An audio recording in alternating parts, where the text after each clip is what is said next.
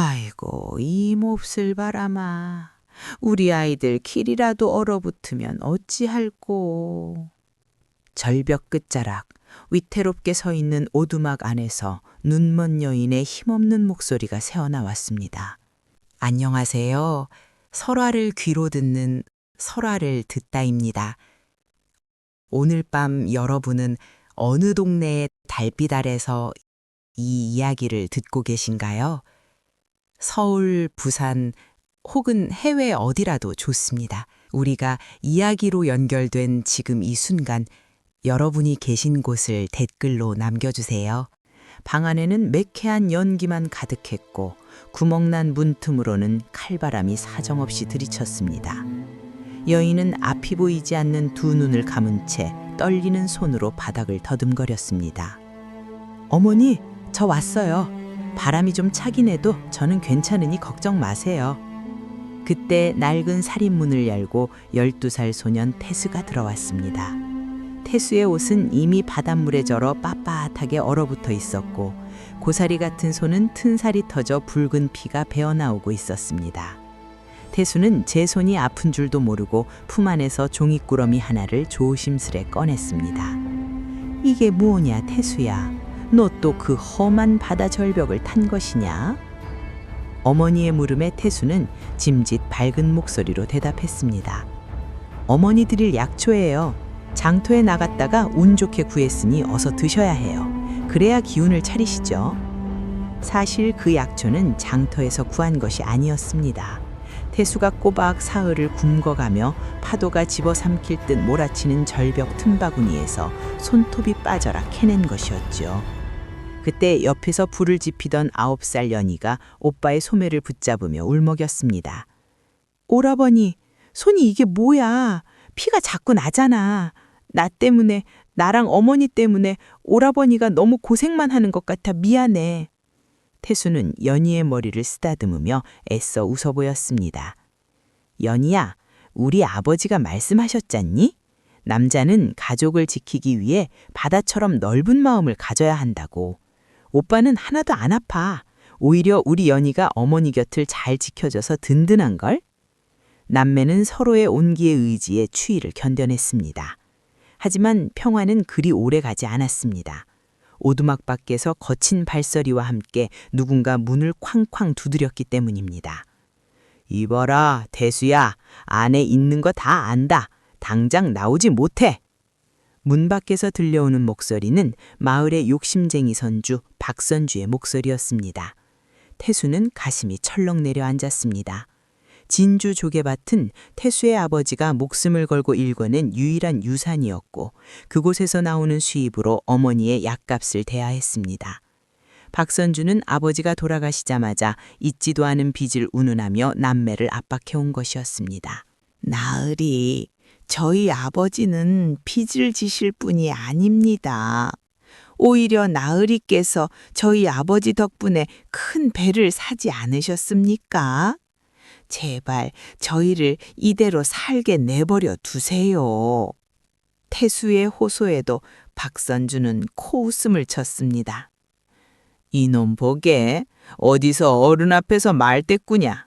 내 말 안 들으면 네 어머니랑 동생까지 저 바다 식구로 만들어줄 수도 있다는 걸 명심해라. 사흘 주마, 사흘 뒤에 권리증 안 내놓으면 그땐 정말 국물도 없다.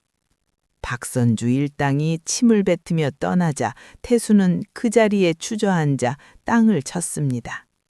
억울하고 분해서 눈물이 차올랐지만 집안에서 들려올 어머니의 걱정 섞인 목소리가 두려워 입술을 깨물며 눈물을 참았습니다. 그날 밤 바다는 유난히도 무섭게 울어댔습니다. 집채만한 파도가 절벽을 때리고 하늘에서는 마른 번개가 번쩍였습니다. 태수는 잠든 동생과 어머니의 얼굴을 보며 다짐했습니다. 무슨 일이 있어도 가족을 지키겠다고 말입니다. 그때였습니다. 절벽 아래 해안가에서 희미한 신음소리가 바람결에 실려왔습니다. 살려주게. 누구 없느냐? 태수는 귀를 의심했습니다. 이 폭풍우 속에 사람이 있을 리 없다고 생각했지만 소리는 점점 더 또렷해졌습니다. 태수는 횃불 하나를 집어들고 밖으로 달려나갔습니다. 오라버니, 어디가? 무서워, 나가지 마! 잠에서 깬 연희가 소리쳤지만 태수는 멈추지 않았습니다.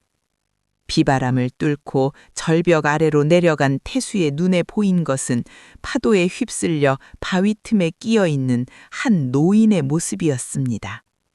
노인의 옷은 찢겨 있었고 머리에서는 붉은 피가 흘러 바닷물에 씻겨 내려가고 있었습니다. 태수는 본능적으로 깨달았습니다.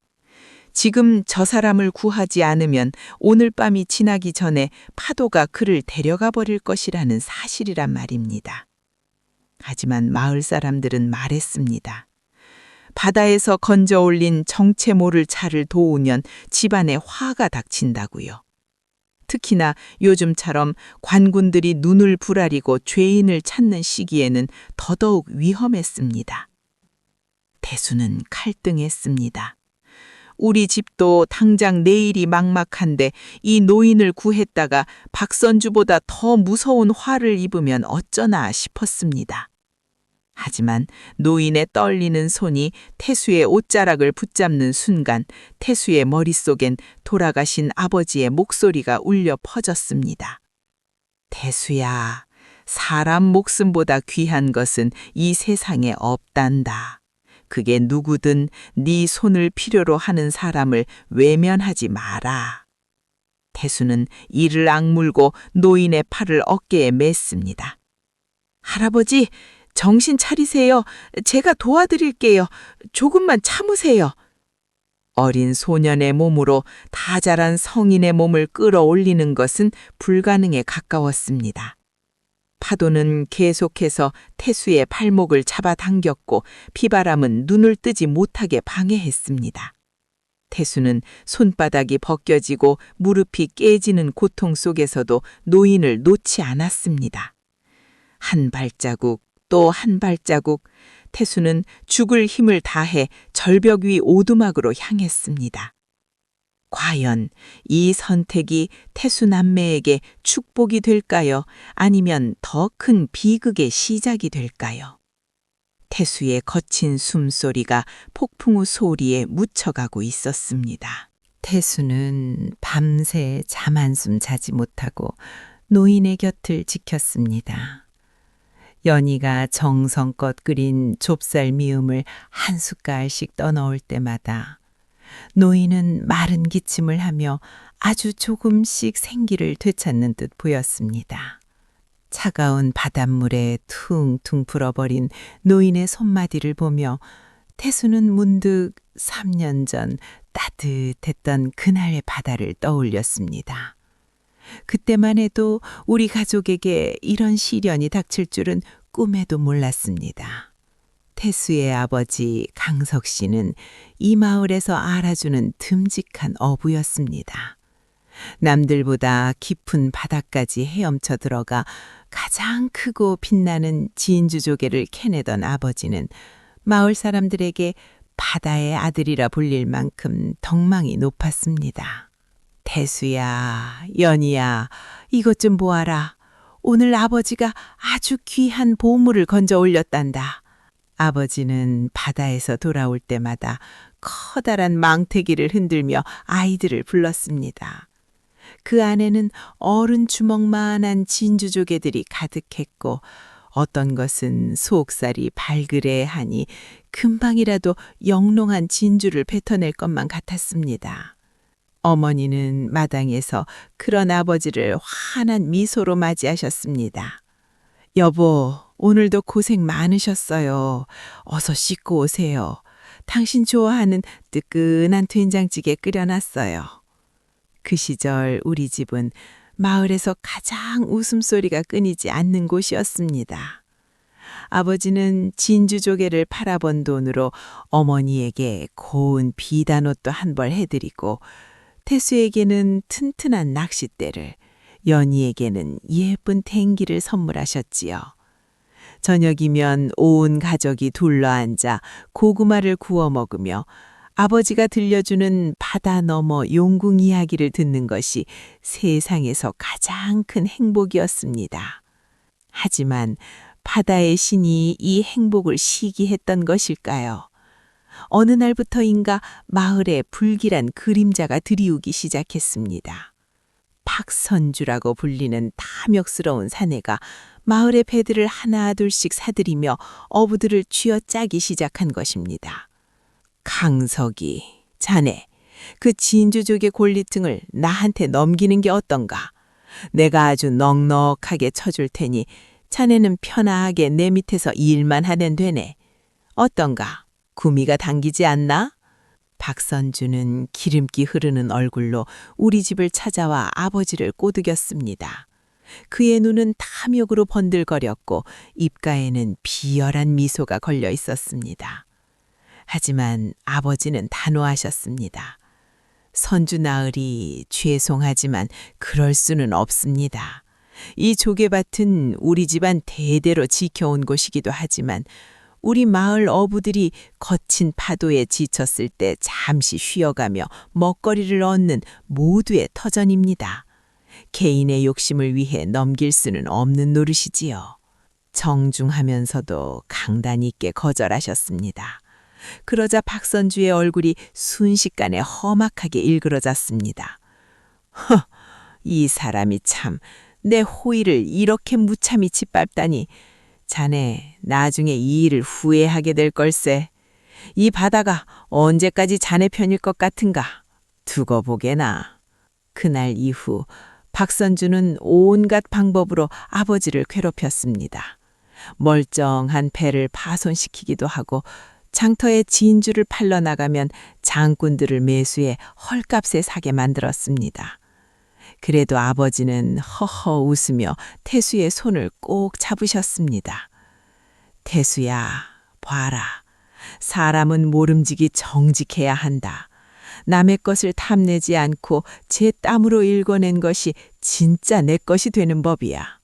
저 박선주 같은 사람의 말에 흔들리지 마라. 알겠느냐? 네, 아버지. 저도 아버지처럼 멋진 어부가 되어서 우리 가족을 지킬 거예요. 태수는 아버지를 보며 주먹을 쥐었습니다.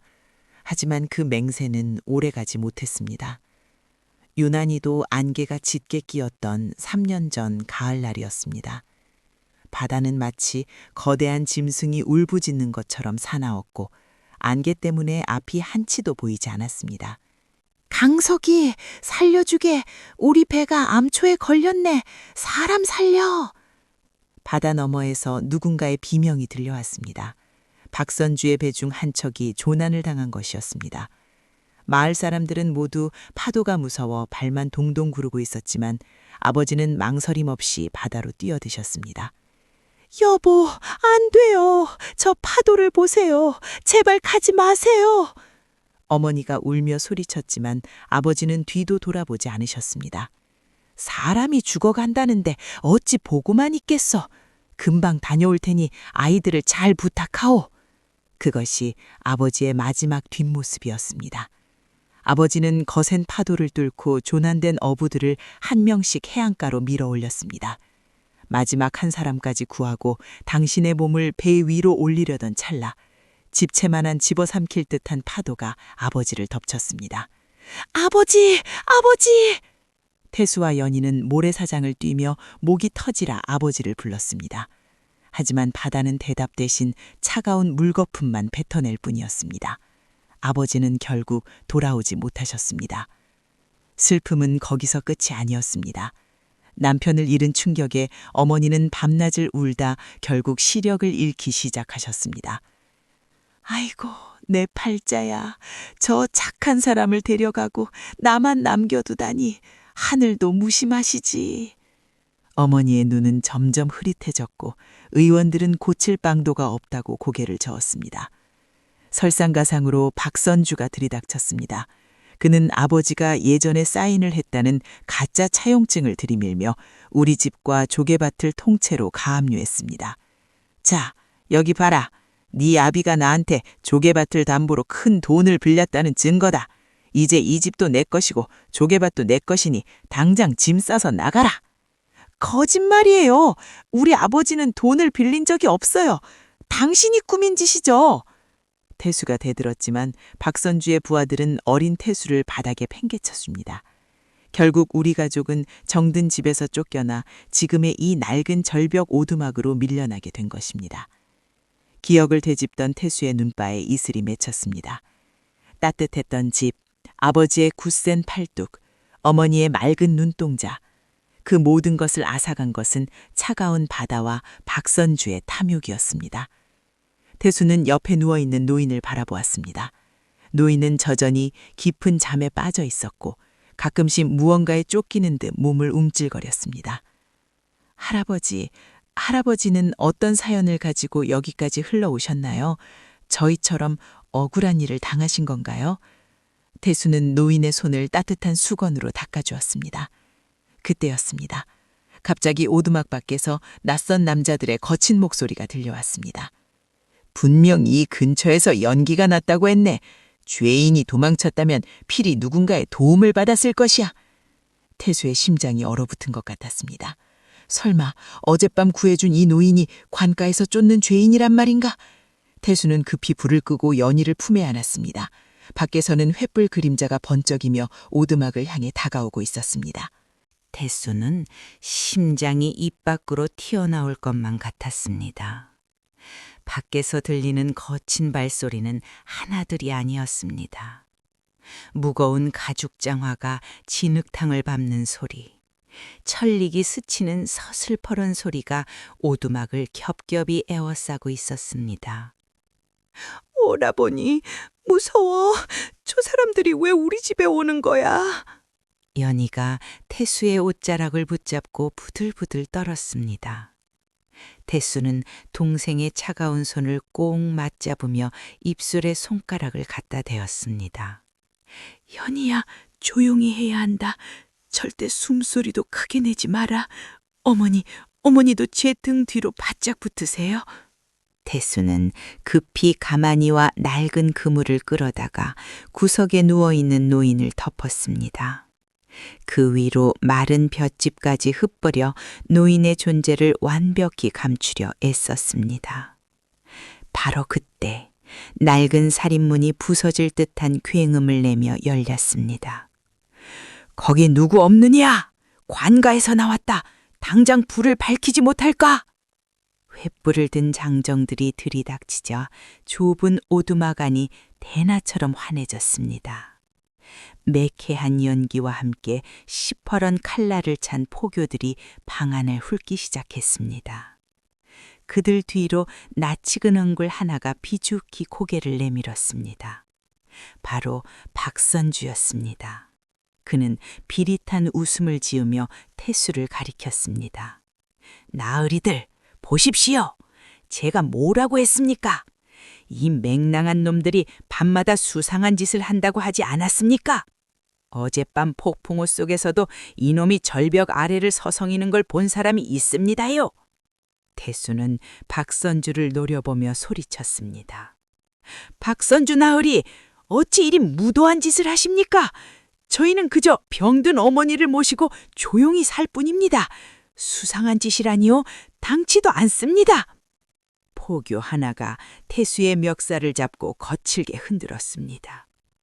니놈, 말이 많구나. 어젯밤 이 근처 해안가에서 대역죄인이 조난당했다는 첩보가 있었다. 만약 니놈이 그자를 숨겨줬다면 너희 일가는 물론이요, 이 마을 전체가 피바람을 맞게 될 것이다. 순순히 불어라. 그자가 어디 있느냐? 태수는 바닥에 팽개쳐지면서도 구석에 숨긴 노인 쪽으로 시선을 주지 않으려 필사적으로 노력했습니다. 모릅니다. 저희는 밤새 비바람에 지붕이 날아갈까봐 문을 걸어 잠그고 있었습니다. 사람이라니요? 이 험한 날씨에 누가 여기까지 온단 말입니까?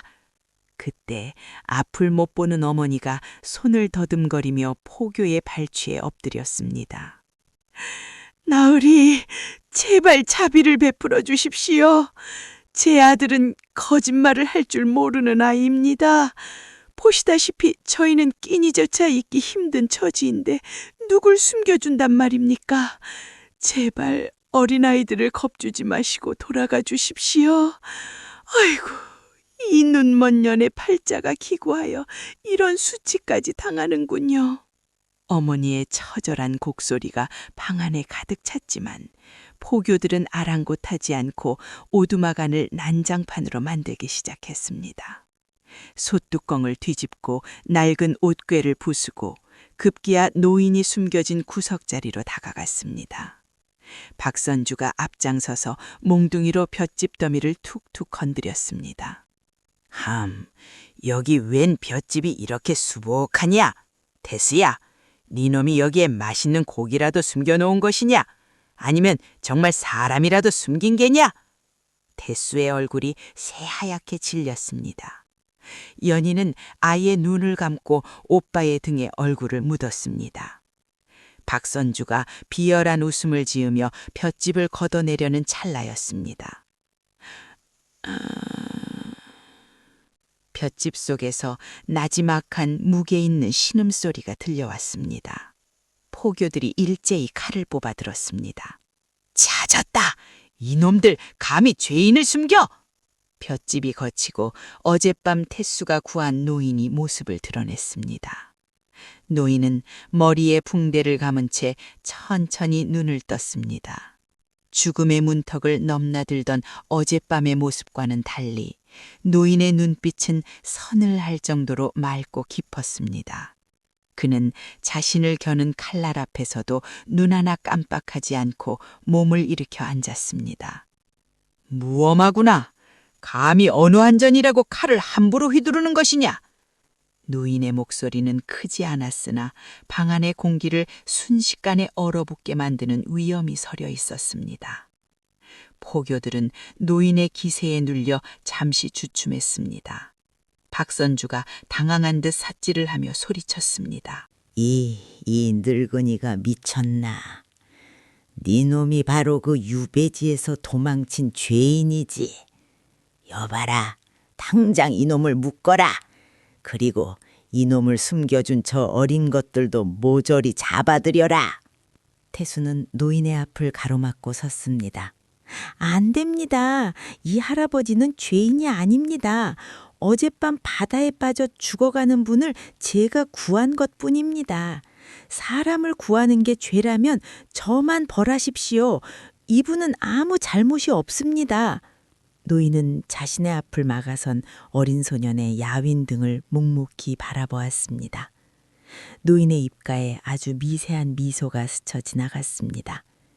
노인은 태수의 어깨를 부드럽게 짚으며 일어섰습니다. 태수라고 하였느냐? 참으로 장한 아이다.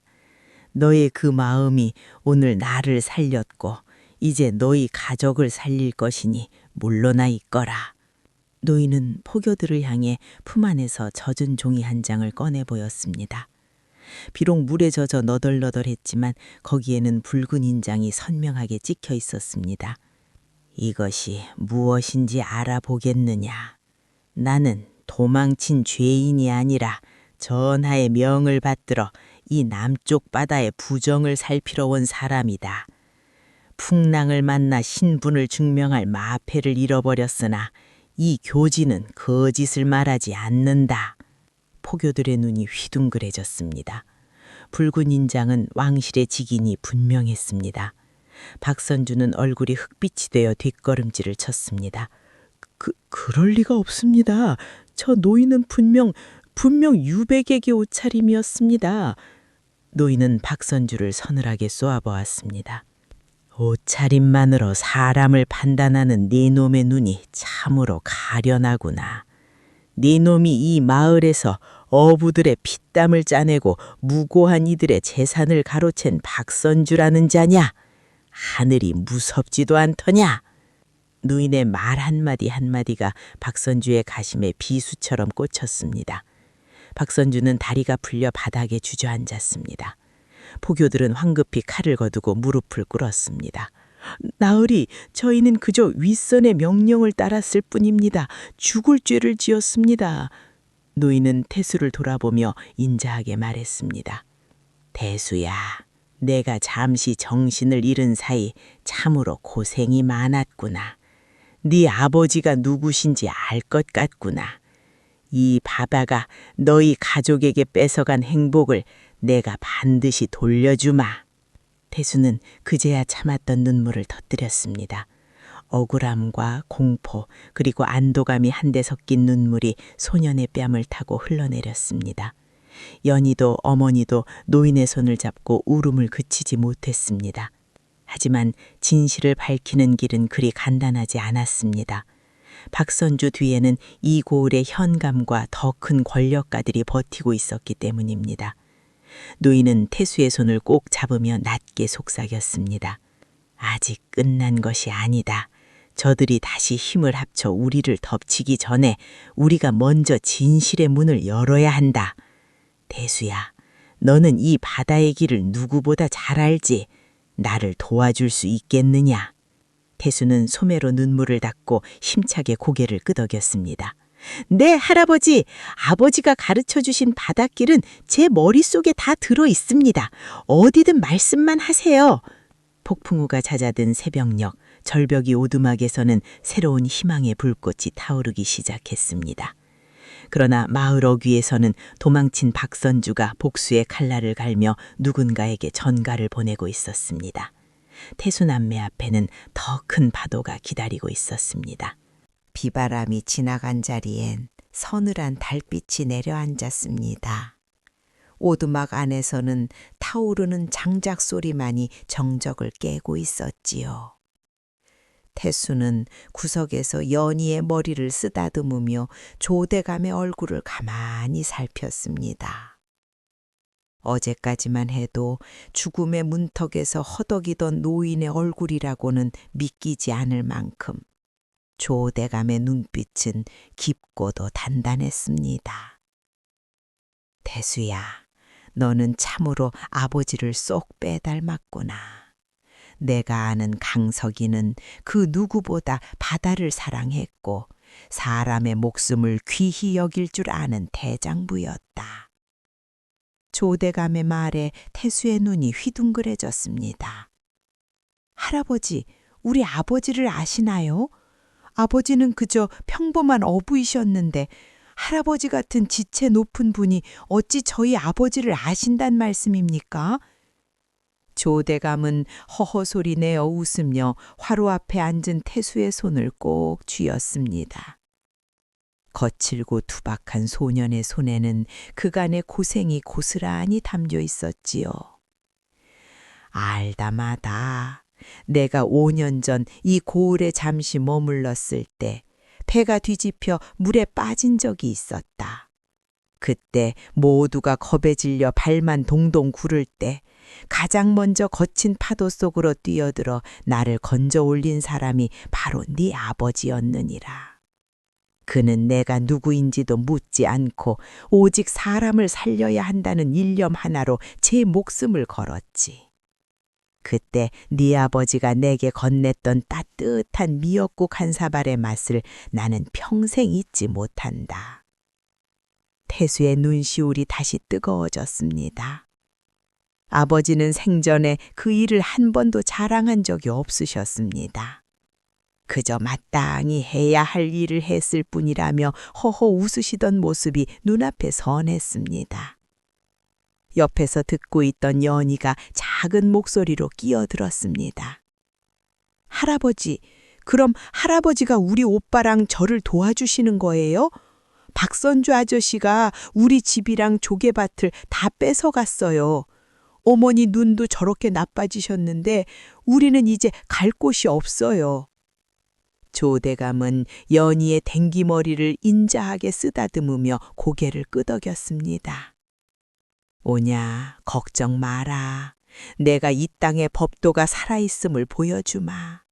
하지만 지금 당장은 나도 마패를 잃어버리고 몸이 성치 않아 힘을 쓰기가 어렵구나.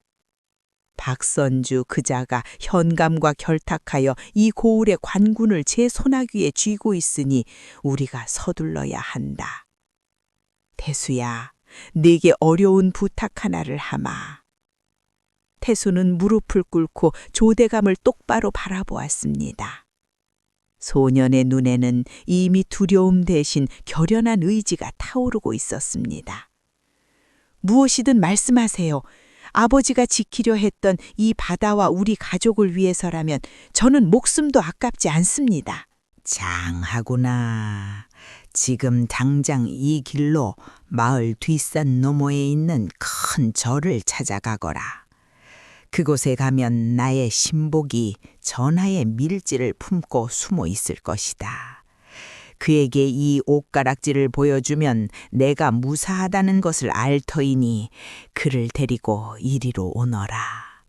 할 수 있겠느냐? 박선주의 눈을 피해야 하니 산길이 험하고 위험할 것이다. 태수는 조대감이 건네는 옷가락지를 품 안 깊수욱이 갈무리했습니다. 차가운 옥의 감촉이 오히려 태수의 가슴을 뜨겁게 달구었습니다. 걱정 마세요. 제가 이 산과 바다의 길은 눈을 감고도 훤히 압니다. 연희야, 어머니 잘 모시고 있어라. 오빠가 꼭 좋은 소식 가지고 돌아올게. 태수가 어둠을 뚫고 오두막을 나섰을 때 마을 어귀에서는 또 다른 은모가 꿈틀대고 있었습니다. 박선주는 현감에 관저 은밀한 방에서 독한 술을 들이키며 서성이고 있었습니다. 사도, 그 노인이 보통 노인이 아닙니다. 교지를 내보이며 우리를 협박하는데 만약 그자가 정말 한양에서 내려온 높은 분이라면 우리 목숨이 10개라도 부족할 것입니다. 박선주의 다급한 말에 현감은 비열한 눈빛을 번뜩이며 수염을 만졌습니다. 현감 역시 박선주에게 받은 뇌물로 배를 불려온 자라 이번 일이 밝혀지면 제 목자리가 위태롭다는 것을 누구보다 잘 알고 있었지요. 허허, 박선주, 겁쟁이같이 왜 이러나? 그자가 진짜라면 왜 진작에 관가로 오지 않고 그 어린 것들의 오두막에 숨어 있겠는가? 분명 풍랑에 휩쓸려 신분을 위조한 죄인이거나 힘을 잃고 쫓겨난 자일 것이야. 설령 진짜라 해도 여기서 소리 소문 없이 사라지면 그뿐 아닌가? 바다가 넓으니 시신 한 구 찾는 것은 일도 아니지. 현감의 잔인한 말에 박선주의 입가에 살기가 서린 미소가 번졌습니다. 사또, 역시 지혜로우십니다. 그럼 제가 오늘 밤 장정들을 모아 그 오두막을 덮치겠습니다. 어린 놈과 계집년 그리고 그 눈먼 여편네까지 모조리 바다에 던져버리면 조개밭은 영원히 우리 것이 되지 않겠습니까? 좋네, 좋아.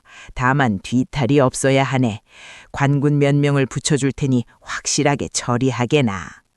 박선주는 어둠 속으로 사라졌습니다. 그의 손에는 시퍼렇게 날이 선 칼이 쥐어져 있었지요. 그 시각 태수는 깎아지른 듯한 절벽길을 달리고 있었습니다. 나뭇가지에 옷이 찢기고 돌부리에 걸려 넘어져 무릎이 깨졌지만 태수는 멈추지 않았습니다. 아버지, 도와주세요. 우리 가족을 지킬 수 있게 힘을 주세요. 제발 늦지 않게 해주세요. 태수의 거친 숨소리가 고요한 산길을 가득 채웠습니다. 멀리 절의 종소리가 은은하게 울려 퍼지는 듯했지만 마을 쪽에서는 수십 개의 횃불이 다시금 타오르기 시작했습니다. 박선주가 이끄는 장정들이 오두막을 향해 죽음의 행진을 시작한 것이었습니다. 오두막 안에서는 연희가 어머니의 무릎을 베고 앉아 떨리는 목소리로 노래를 부르고 있었습니다. 어머니는 앞이 보이지 않는 눈으로 허공을 응시하며 연희의 머리를 쓰다듬었습니다. 연희야, 너무 무서워 말거라. 네 오빠가 돌아오면 모든 게 다 잘 될 게야. 아버지가 우리를 지켜보고 계시니 말이다. 하지만 조대감은 문틈으로 다가오는 횃불 그림자를 보며 나지막히 읊조렸습니다. 과연 태수가 제때 도착할 수 있을지, 하늘이 이 불쌍한 가족을 굽어 살펴야 할 텐데. 어둠은 점점 깊어지고 파도 소리는 마치 비극을 예고하듯 더욱 거세게 오두막벽을 때리고 있었습니다. 태수의 발자국과 자객들의 칼날, 과연 어느 쪽이 먼저 오두막에 닿을까요? 소년의 운명과 가문의 복수를 건 마지막 준비는 이제 벼랑 끝으로 향하고 있었습니다. 밤바람이 윙윙대며 오두막의 낡은 지붕을 금방이라도 낚아챌 듯 몰아쳤습니다. 절벽 아래 파도는 집채만한 입을 벌려 이 가여운 일가를 삼키려 드는데 그보다 더 무서운 인간의 탐욕이 횃불에 탈을 쓰고 오두막 앞에 당도했습니다. 개 아무도 없느냐? 이 죄인 놈들! 당장 나와서 무릎을 꿇지 못할까? 박선주의 비릿한 외침과 함께 오두막 문이 덜컥거리며 부서져 나갔습니다. 방 안으로 들이닥친 박선주와 현감의 장정들은 저마다 서슬퍼런 칼날을 치켜들고 있었습니다. 앞을 못 보는 어머니는 연희를 제 등 뒤로 감추며 바닥을 더듬거렸습니다. 아이고 나으리들, 제발 목숨만은 살려주십시오.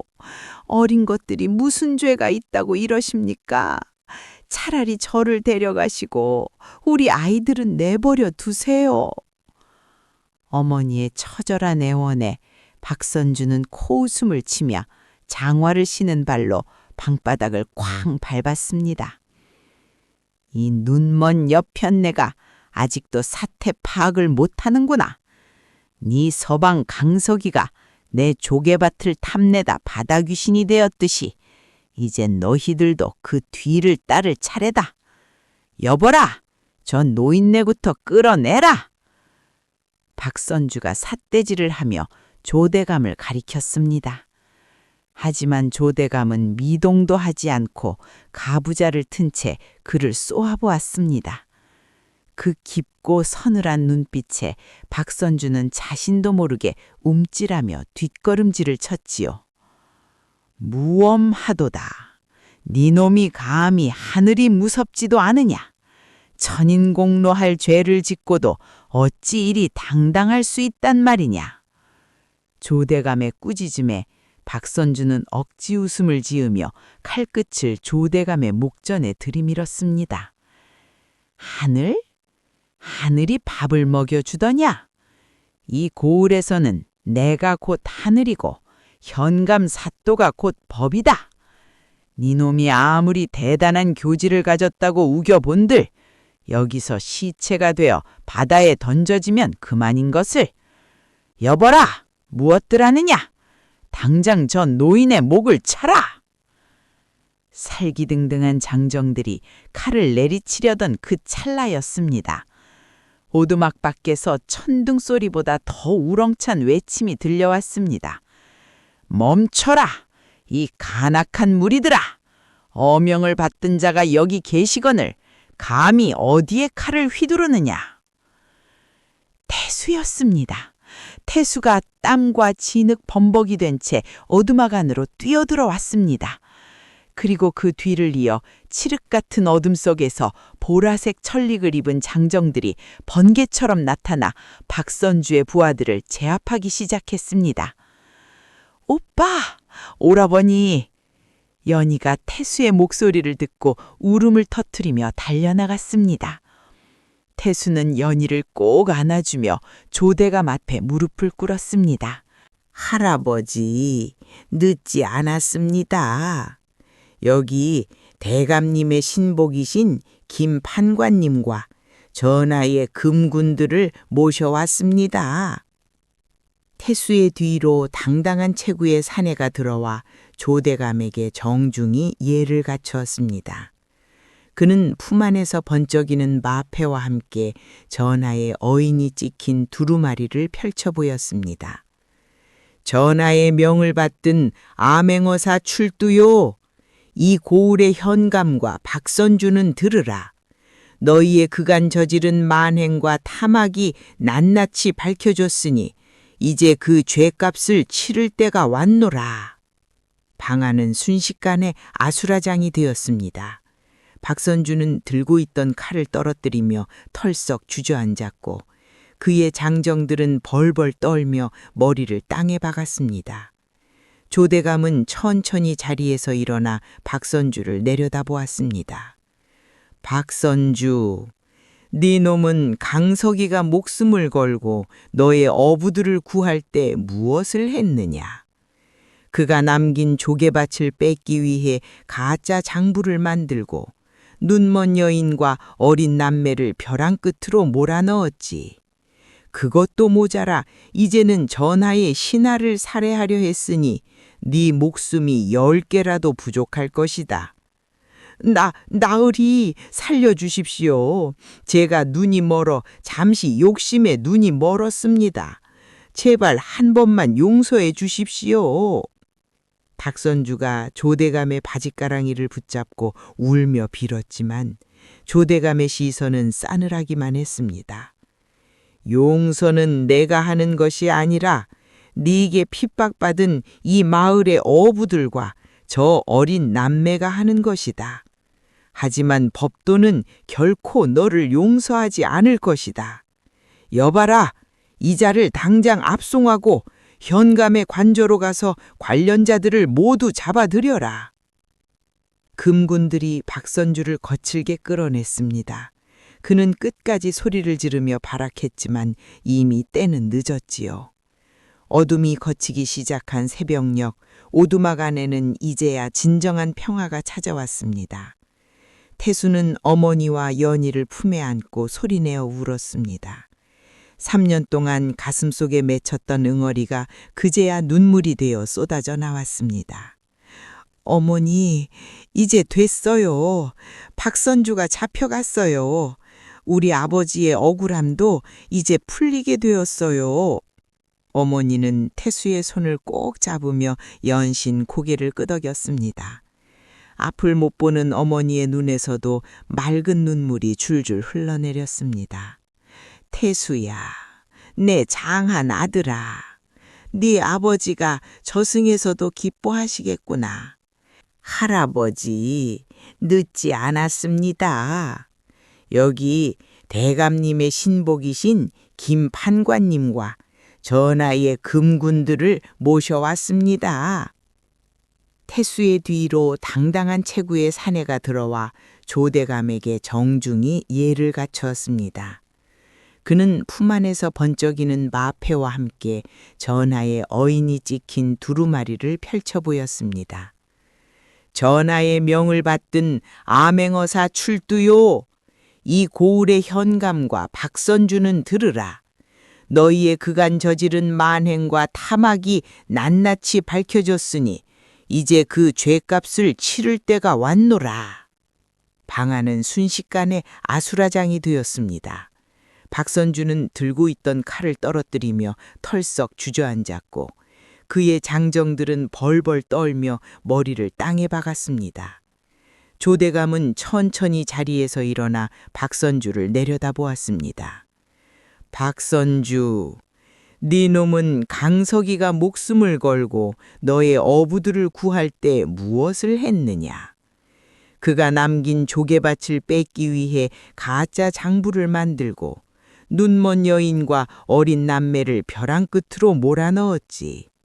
그것도 모자라 이제는 전하의 신하를 살해하려 했으니 네 목숨이 10개라도 부족할 것이다. 나으리 살려주십시오. 제가 눈이 멀어 잠시 욕심에 눈이 멀었습니다. 제발 한 번만 용서해 주십시오.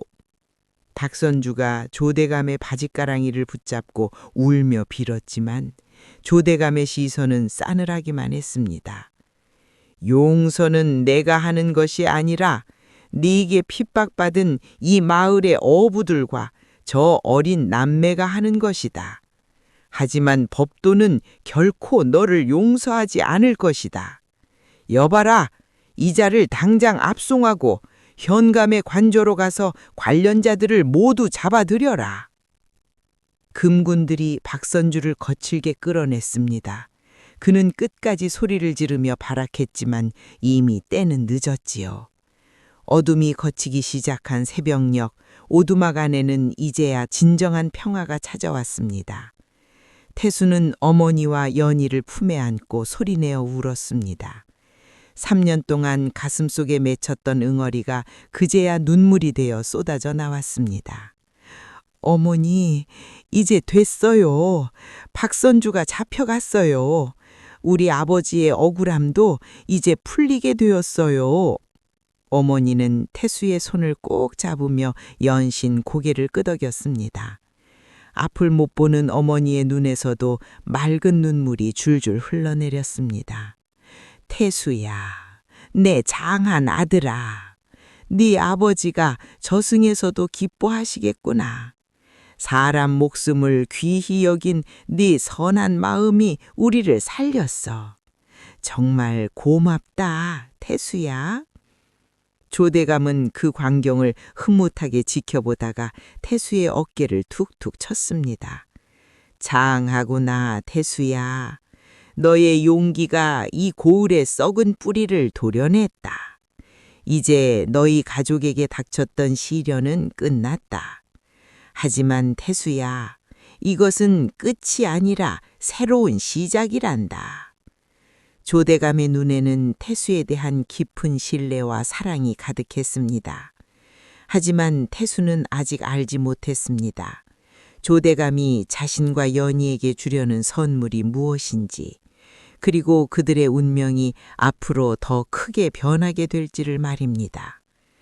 바다는 이제 성난 파도를 멈추고 잔잔한 물결을 일으키며 해오름을 준비하고 있었습니다. 어둠을 뚫고 솟아오르는 붉은 해가 태수남매의 오두막을 따뜻하게 비추기 시작했습니다. 어둠이 물러간 남쪽 바다는 언제 그랬냐는 듯 잔잔한 비단 물결을 일으키며 찬란한 아침 해를 품어 안았습니다. 절벽 위 낡은 오두막 마당에는 평생 잊지 못할 진 풍경이 펼쳐졌지요. 수십 명의 금군이 절도 있게 늘어서고 그 중심에 선 조대감은 이제 낡은 겉옷을 벗고 위엄서린 관복을 갖춰 입은 채 태수 남매를 인자하게 바라보고 있었습니다. 태수야, 연희야, 그리고 부인, 이제 모든 짐을 내려놓으셔도 됩니다. 하늘이 굽어 살피어 아기는 제 죗값을 치르게 되었고 선한 이들의 눈물은 이제 기쁨의 이슬이 되어 돌아왔습니다. 조대감의 선포와 함께 관가에서는 기쁜 소식들이 주르리어 도착했습니다. 탐욕의 눈이 멀어 남매를 괴롭혔던 박선주는 모든 재산을 몰수당한 채 변방으로 유배를 떠나게 되었고 그와 결탁했던 부패한 형감 역시 파직되어 엄벌에 처해졌습니다.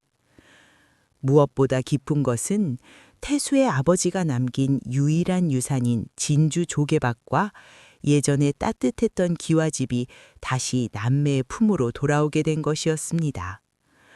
아이고, 대감님, 이 은혜를 어찌다 갚아야 할지 모르겠습니다. 저희는 그저 사람의 도리를 다했을 뿐인데 이렇게 큰 복을 주시니 몸둘 바를 모르겠습니다. 어머니는 비록 앞은 보이지 않았지만 조대감이 서 있는 방향을 향해 연신 고개를 숙이며 눈물을 흘렸습니다. 조대감은 서둘러 내려가 어머니의 손을 맞잡으며 고개를 저었습니다. 부인, 천만에요. 은혜를 갚는 것은 저입니다. 5년 전 부인의 남편께서 저를 바다에서 건져 올리셨고 이번에는 이 어린 태수가 저를 다시 한번 죽음의 문턱에서 살려냈습니다. 강석이 그 사람이 뿌린 선한 씨앗이 오늘날 이 아이들의 손을 통해 아름다운 꽃을 피운 것뿐입니다. 저는 그저 그 꽃이 시들지 않게 물을 준 사람일 뿐이지요. 조대감은 한양으로 떠나기 전 태수에게 아주 특별한 선물을 남겼습니다.